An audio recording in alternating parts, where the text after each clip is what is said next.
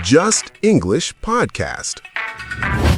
Hello, everyone. Welcome back to Just English Podcast. I'm Zoe. And I'm Alex, and we are so happy you are here today. Seriously, so happy.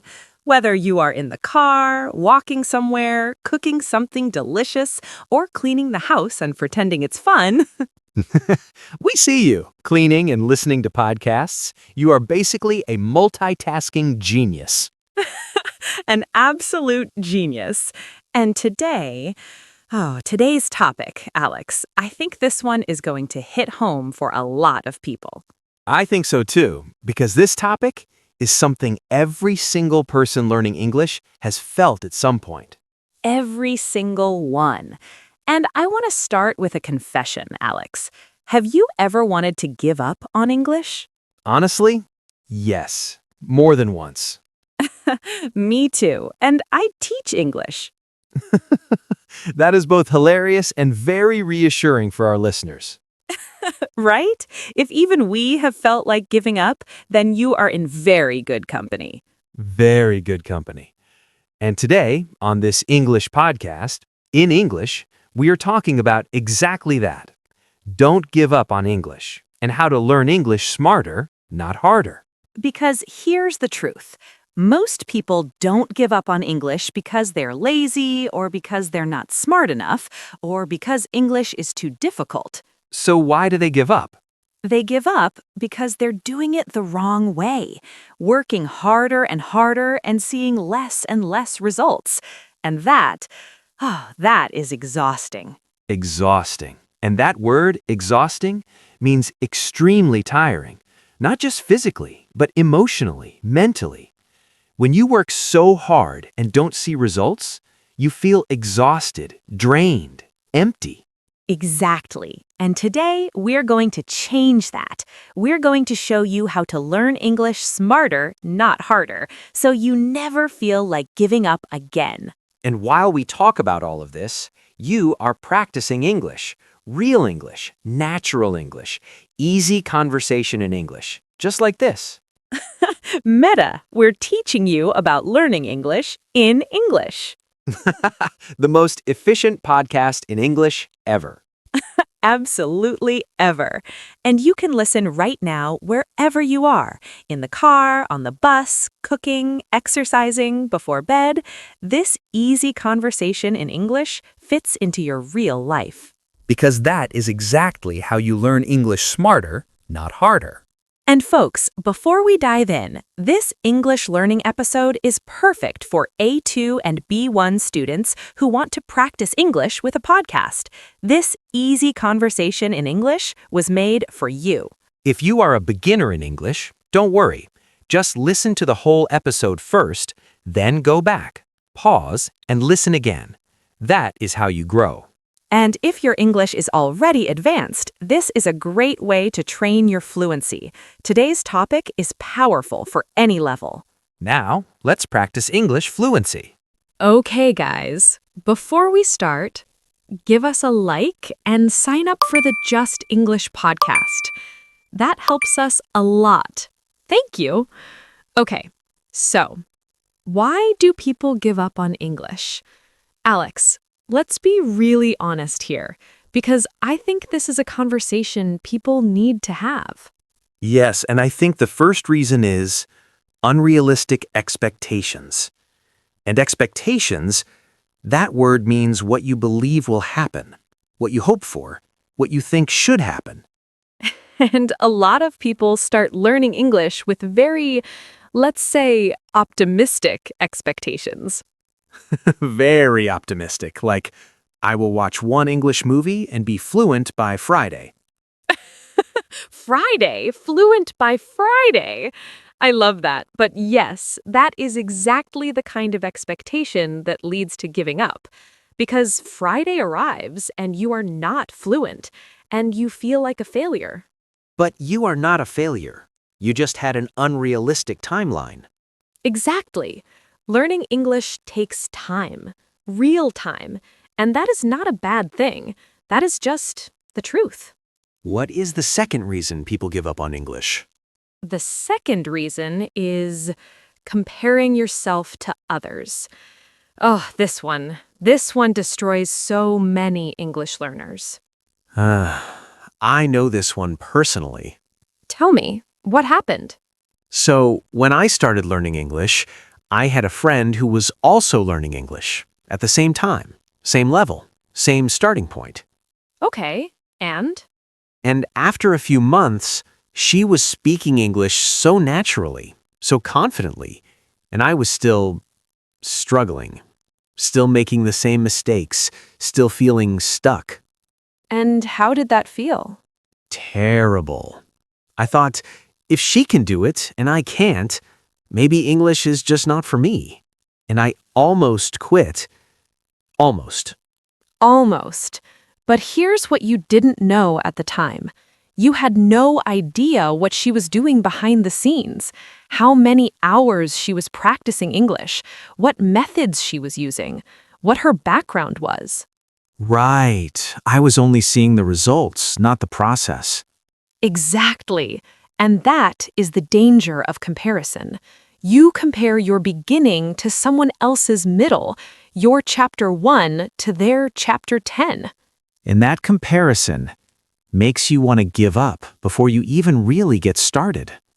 And if you have ever felt like Alex in that story, you are not alone. Every single person who is learning English has compared themselves to someone else and felt small and thought, maybe this is not for me. But it is for you. It absolutely is. 100%.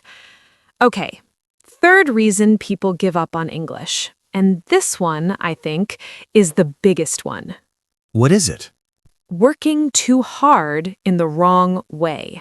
Wait, working too hard is a reason to give up? I know, it sounds backwards, but think about it. Imagine you go to the gym every single day for 2 hours, lifting the heaviest weights, doing the most intense exercises. That sounds painful. Very painful. And what happens after a few weeks? Your body breaks down. You get injured. You feel burned out. Burned out. And burned out means completely exhausted, like a candle that has been burning for so long. It has nothing left. No more flame, no more energy, just done. And that happens with English, too. All the time. People study English for hours every day, memorizing grammar rules, doing exercise after exercise, reading textbook after textbook, and feeling completely burnt out. No joy, no progress, just exhaustion. And when you're burned out, giving up feels like the only logical option. But it is not, because the problem was never you. The problem was the method. And that is exactly where learning smarter comes in. And that is what part 2 is all about. Perfect transition, Alex. Thank you. I practiced that. Okay. Learn English smarter, not harder. What does that actually mean in practice? Because I think a lot of people hear smarter, not harder, and think, oh, so I just do less and magically learn English. If only. No, learning smarter means being intentional. And intentional, that word, means doing things with a clear purpose, with a plan, not just randomly, not just hoping something works. So instead of studying English for 3 hours with no direction, you practice English for 30 minutes with a very clear goal. Exactly. Quality over quantity. And quality means how good something is, how effective, how useful. And quantity means how much, how many hours, how many pages. And most people focus on quantity. I studied English for 4 hours today. But what did you actually learn? What can you actually do now that you couldn't do before? Such a good question. And the answer is often not much, because 4 hours of unfocused studying is less effective than 30 minutes of smart practice. So what does smart English practice actually look like? Okay, first thing, input. Input means the English that goes into your brain, what you listen to, what you read, what you watch. And the most powerful input is content you actually enjoy. Wait, you are telling me I should enjoy learning English? Revolutionary concept, I know. Mind-blowing. But seriously, think about it. If you force yourself to read a boring English textbook, your brain is not engaged. It's just surviving the experience.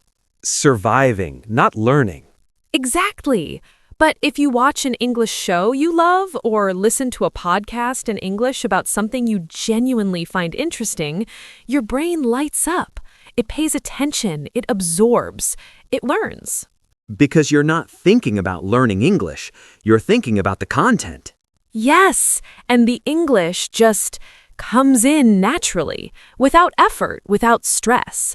That is learning English smarter, not harder. And I can confirm this from my own experience. When I started listening to podcasts in English about topics I actually cared about, my English improved so much faster than when I was forcing myself through grammar exercises. Because you were consistent.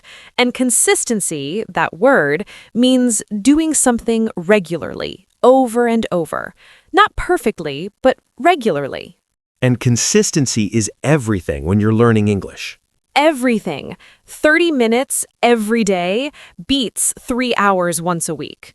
Every single time. And why is that? Because your brain learns through repetition, through exposure. And exposure means being in contact with something regularly, being around it, hearing it, using it. The more you're exposed to English, the more natural it feels. Like when you move to a new country, and at first everything sounds confusing and fast, but after a few months, you start understanding more and more because you're exposed to the language every single day. Perfect example. And you don't have to move to another country to get that exposure. You can create it right where you are, right now. How? Listen to a podcast in English while you drive. Watch your favorite show in English. Change your phone settings to English. Small things every day that keep you in contact with English without feeling like work. So, the secret to not giving up on English is making it feel less like studying and more like living. Exactly. Make English part of your life, not a separate, painful activity you force yourself to do. And when it feels like life, you don't want to give up because you're not giving up on a chore. You're giving up on something you enjoy. And nobody gives up on something they enjoy. Unless it's the gym. People give up on the gym all the time. Okay, fair point. But that's because most people make the gym feel like punishment, not fun. Valid, very valid. So make English fun. Make it interesting. Make it yours. And you'll never want to give up again. Okay. Simple habits that actually work. Because I know what some people are thinking right now. Zoe, this all sounds great, but how? What do I actually do every day? The practical question, the most important question. The most important. So let's get practical. Habit number 1. Listen to English every single day, even for 10 minutes. 10 minutes? That's it? That is it. 10 minutes of English every day is infinitely better than 0 minutes, and it keeps your brain connected to the language, always. And over time, those 10 minutes compound. They build up, like money in a savings account. Ooh, I love that analogy. An analogy, that word means a comparison between two things to help explain an idea. And Alex's analogy is perfect. Every 10 minutes of English practice is like putting money in the bank, and over time, you have so much more than you started with. And this podcast in English is a perfect 10-minute habit, or 30 minutes if you have more time. We are very flexible. Very. Okay, habit number 2. Habit number 2. Speak English out loud. Even alone. Even at home. Even to your plants. To your plants? To your plants, to your cat, to your reflection in the mirror. It does not matter. Just speak English out loud. But why? Why does speaking out loud matter if nobody is listening? Because speaking is a muscle, and muscles need to be exercised.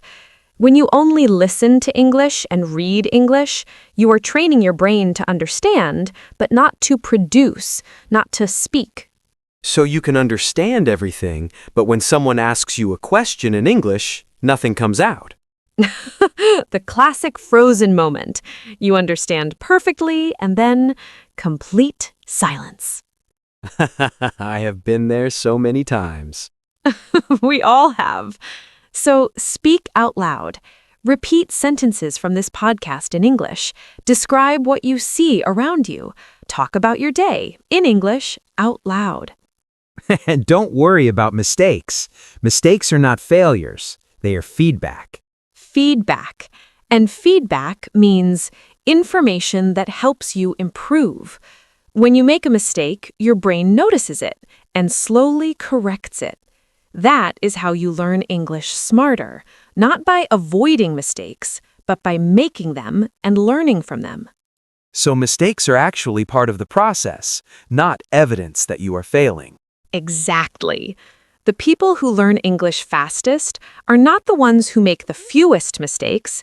They are the ones who make the most mistakes and keep going anyway. Keep going anyway. That is such a powerful idea. It really is. Okay, habit number 3, and this one is my absolute favorite. Tell me. Learn English in context. Not just words, not just grammar rules, but real language in real situations. What do you mean by context? Okay, context means the situation around something, the setting, the environment.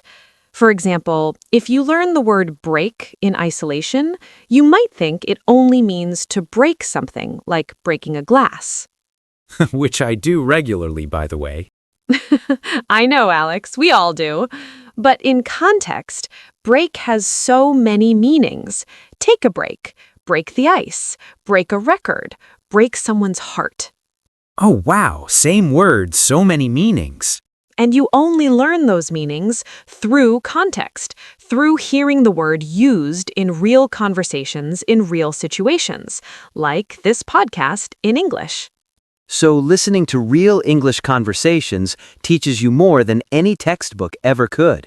So much more, because you hear how words actually work, how they flow together, how real people use them every day.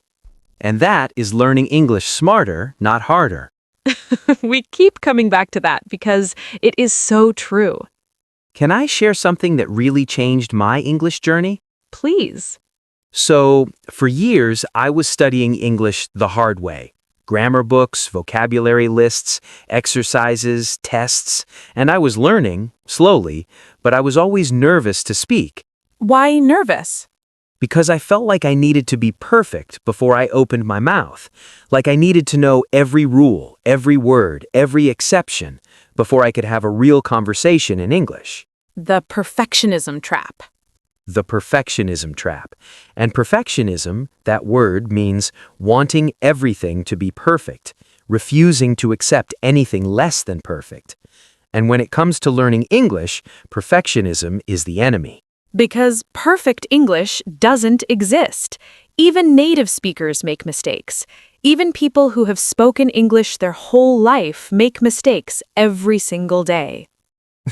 Every day. Every single day. And the moment I let go of perfectionism, my English exploded. Suddenly, I was speaking more, making more mistakes, and learning more faster than ever before. Because you removed the block, the perfectionism block. Exactly. And I want every single person listening to this podcast in English right now to hear this. Your English does not need to be perfect to be powerful. It just needs to be real and honest and yours. Real, honest, and yours. I love that. Me too. Okay, one more habit and then we move on. What is it? Celebrate your progress. Not just your big wins, your small ones too. Like what kind of small wins? Like, today you understood a joke in English. That's a win. Today you learned a new expression. That's a win. Today you listened to this entire podcast in English without pausing. That is a huge win. And when you celebrate those small wins, you don't want to give up because you can see your progress. You can feel it. And that feeling, that is what keeps you going. Not pressure, not guilt, not comparison, just the simple joy of seeing yourself grow. Day by day, win by win. Day by day, win by win. Okay, we are at the last part of today's conversation. And I want to get a little personal here, because I think this part is the most important. More important than the habits? Just as important, because habits without motivation don't last, and motivation without habits goes nowhere. The perfect combination. Exactly. So I want to talk about something. Why your English journey is worth it, even when it feels hard, even when you want to give up, even on the days when you feel like you are going backwards. Have you ever felt like you were going backwards with English? Oh, yes, many times. There are days when you feel so confident. You understand everything. You speak naturally. You feel amazing. The good days. The beautiful days. And then, the next day, you cannot form a single sentence. You forget words you knew yesterday. You feel like a complete beginner again. Oh, that feeling is the worst. The absolute worst. But here's what I learned. That is not regression. That word means going back, getting worse, losing progress. And what feels like regression is actually your brain consolidating, organizing, processing everything you learned. So the bad days are part of the process too. They are essential to the process. Like when you plant a seed, for days and days you see nothing, just dirt. And you might think, nothing is happening. Maybe the seed is dead. Maybe I'm doing it wrong. But underground, the roots are growing. The roots are growing, deep and strong. And then, one day, a small green shoot appears above the soil, and then another, and suddenly, there's a plant. And your English is the same. Exactly. On the days when you feel like nothing is happening, something is happening. Deep in your brain, your roots are growing. Your English is building, even when you can't see it yet. I want to share something that almost made me give up on English completely, and I have never told this story before. Really? Tell me. So, a few years ago, I had an important meeting in English with people I really wanted to impress. Okay, and? And I prepared for weeks. I practiced English every day. I rehearsed what I was going to say. I felt ready. That sounds great. And then the meeting started, and someone asked me a simple question, and my mind went completely blank. Completely empty, like someone pressed delete on my brain. Oh no, Alex. I just sat there, in silence, in front of everyone, and I could feel my face getting red, and I could see people looking at each other, and I just wanted to disappear. And what did you do? I took a breath, and I said, "I'm sorry. Can you give me just a moment?" And I breathed, and I thought, and slowly the words came back. You didn't give up right there in that moment, when it was the hardest. I almost did, believe me. I wanted to stand up and walk out. I would have wanted to do the same. But I didn't. And after the meeting, someone came up to me and said, "That was brave, the way you handled that moment. I respect that." Not what you expected. Not at all. And I realized what I thought was a failure was actually a demonstration of resilience. And resilience, that beautiful word, means the ability to recover from difficult situations, to bounce back, to keep going after something hard. And resilience in English learning is more valuable than perfect grammar, more valuable than a perfect accent, more valuable than any textbook. Because the people who become fluent in English are not the most talented, they're the most resilient, the ones who don't give up. And that's you. You are here, right now, listening to this podcast in English. That's resilience. That's commitment. That's proof that you have what it takes today. You have everything you need right now. You really do. And I want to say something else. Learning English is one of the most generous things you can do for yourself because it opens doors, real doors, opportunities you can't even imagine yet. New people, new places, new conversations, a whole new world. And that world is waiting for you on the other side of not giving up. On the other side of smarter, not harder. Look at us, coming full circle. We are professionals. Absolute professionals. Okay, everyone, before we get to our word tour, we have a question for you. And we really want to hear your answer on this one. Tell us in the comments, what is the moment you almost gave up on English, and what made you keep going? Write it in English. Just a few sentences, simple, short, real. Because your story might be exactly what someone else needs to hear today. And writing in English is already practicing English. So you win twice. Always efficient. Always. And if this podcast in English is helping you, please subscribe to the channel. It costs nothing, and it means everything to us. And it helps more people find this easy conversation in English. Every subscriber makes our community stronger, and we are so grateful for every single one of you. Okay, word tour time. Let's go. Okay, everyone, word tour time. 8 expressions from today's easy conversation in English.